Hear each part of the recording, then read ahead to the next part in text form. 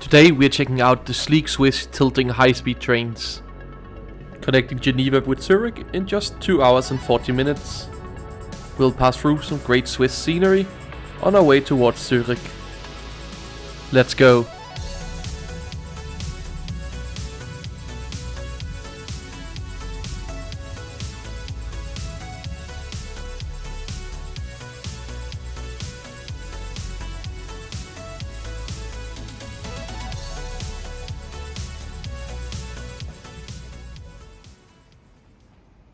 Hello and a very good morning from the Geneva railway station, where we today will be catching a train up to Zurich.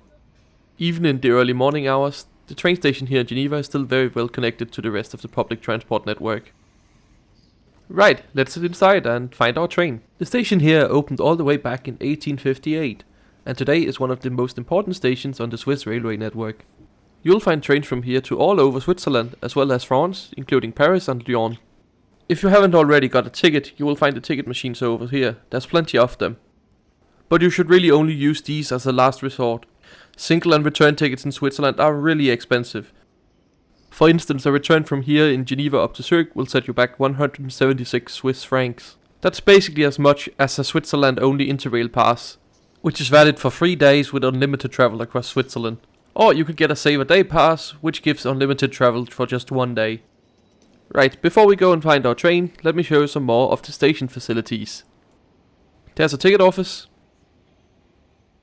and a good selection of shops and kiosks. However, not everything is open early on a Saturday.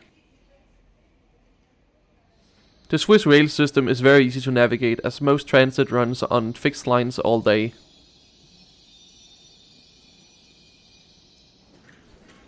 Right, let's head up towards the platform. I haven't mentioned it already, but the station is fully accessible both via lifts and ramps. Right, looks like our train is yet to arrive, but next to us is one of the Swiss Twindex Express trains. These have had a lot of issues in their past, and I'll be releasing a video on them in the future, so subscribe to the channel if you don't want to miss that. And for those who say Swiss trains are always on time, well, I guess we got a 3-minute delay this morning. But here our train comes, one of the Swiss ICN trains. The N standing for Neigezug, which basically means these trains can tilt. Built in the 2000s by Adtranz, these are capable of 200 km per hour. Each train is 7 carriages long and can be coupled to make a 14-car train. Which is the case for today's train as well. But I'm gonna spare you from watching the whole thing arrive into the station.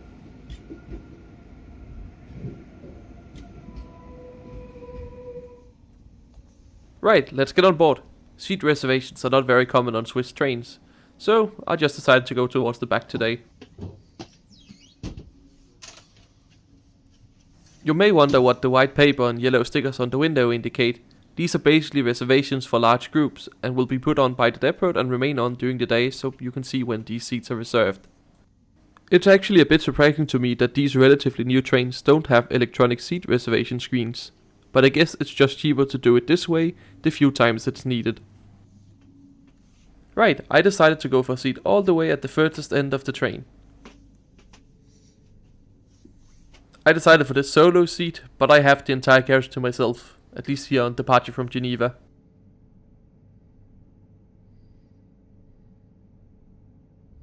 The SBB train crew welcomes you on the Intercity 5 to Nyon, Morges, Biel, Zurich Main Station, Zurich Airport, Rorschach, and wishes you a pleasant journey.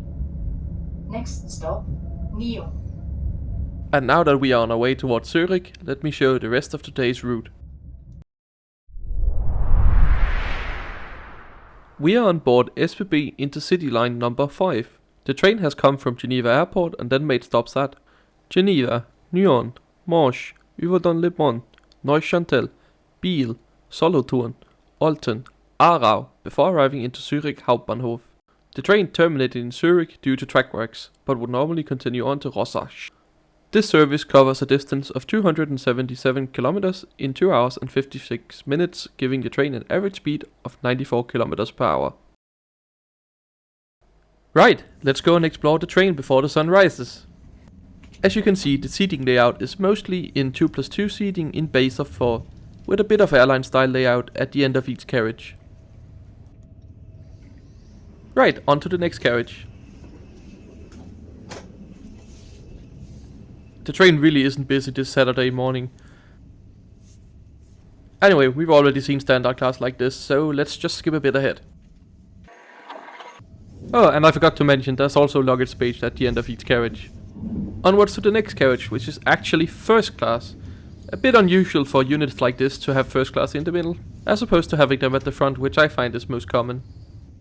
And to my surprise, the layout here is not 2+1, but actually these coupes.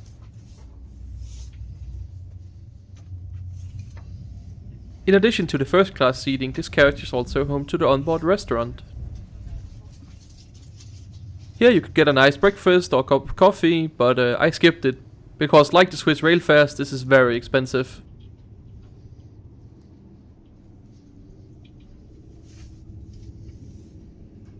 I do like on the Swiss railways how most long distance trains do have a restaurant card on board, even though Switzerland is a relatively small country.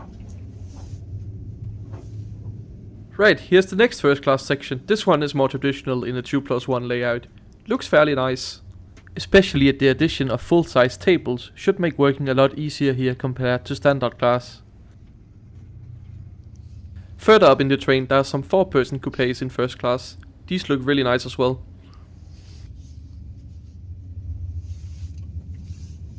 They also feature nice electronic displays, just simply showing the next station. And of course, no video is complete without a loo review.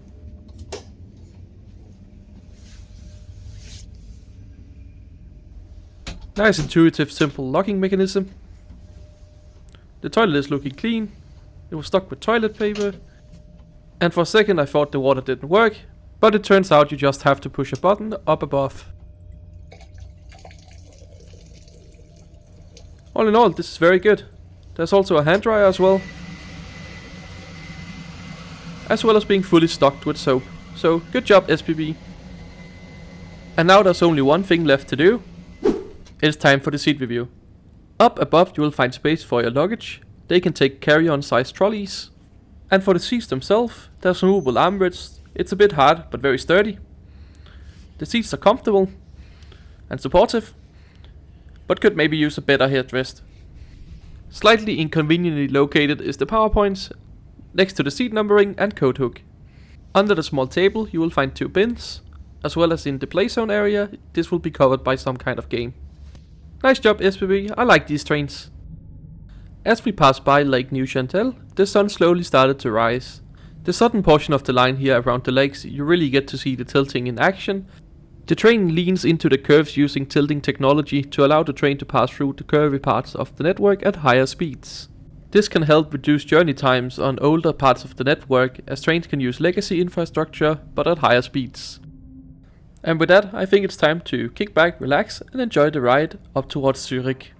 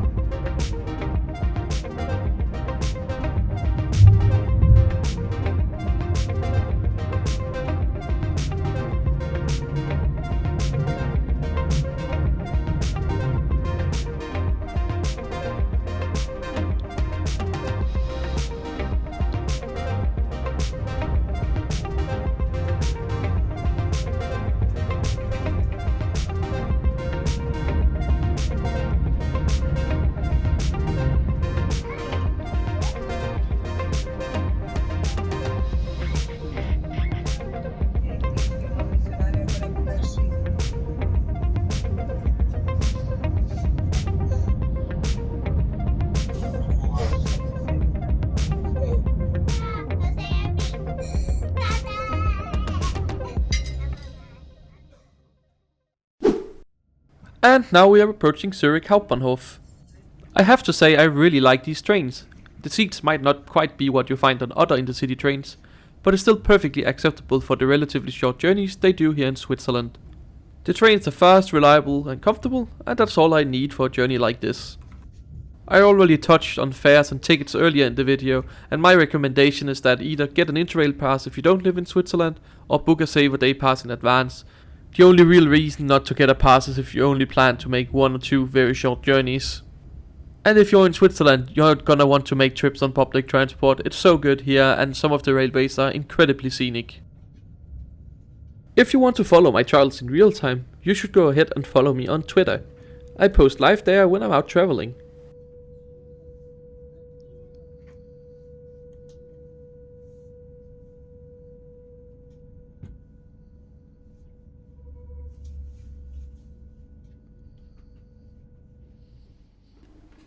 And if you liked the video, make sure to give it a like down below. And if you want to see more content like this, subscribe to my channel. I try to post a video every week.